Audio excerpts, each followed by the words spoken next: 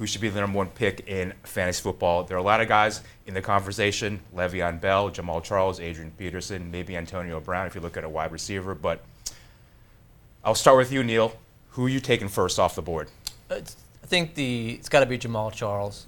When you look at the number one pick, it doesn't have to be the best performer of the draft. You just need someone that's going to be a solid producer, and he checks off all the boxes. He's got no off-season problems. He's got no injury concerns. He's not past his prime in terms of age. And ever since Andy Reid took over in Kansas City, he's been one of the most productive backs in fantasy football. So for me, he would be my number one pick. Yeah, I'm joining in this time because usually I'm the asker, but this time I'm going to actually participate. And I'm following what Neil says. Jamaal Charles, I wrote about it, so I have to defend him, obviously, but he's going to be my number one pick because he's going to have less mileage than he has in previous seasons.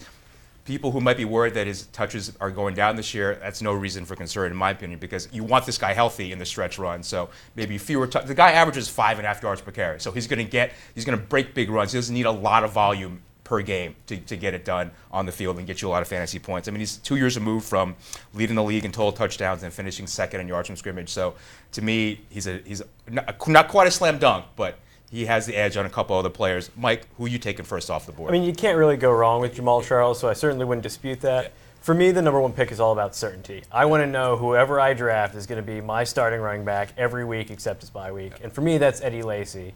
He's a guy playing in Green Bay in one of the most potent offenses in the league, so you know he's going to get those red zone opportunities. Last year, he had 37 red zone carries, ended up with 13 touchdowns.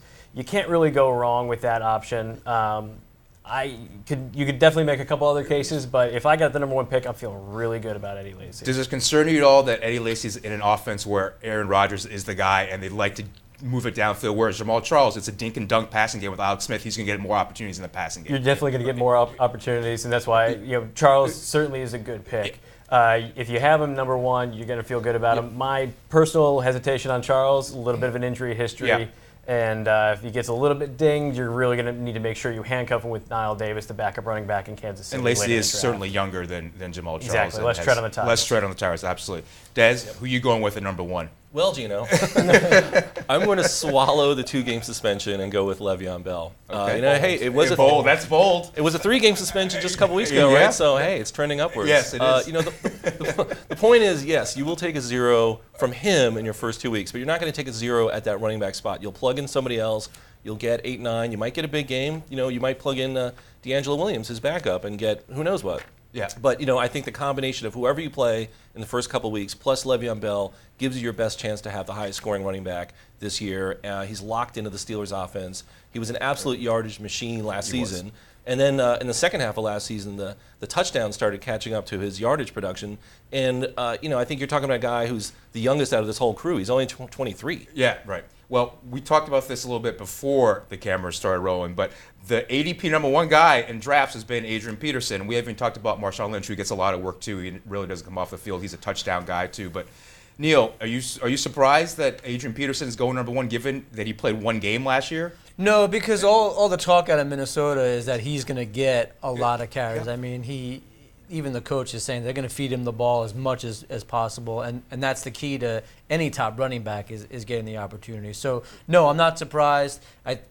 When fantasy football, off-the-field issues don't come into play, with the exception of when I drafted him last year and he didn't play at all. But, other than that, this season, all signs are pointing to him actually suiting up. So, no, I'm not surprised. I do think it's a mistake. I think that you're looking at a running back that is probably past the worthiness of a number one. And I do think there are some concerns with that offense in general, too, with the quarterback situation and the wide receiver situation.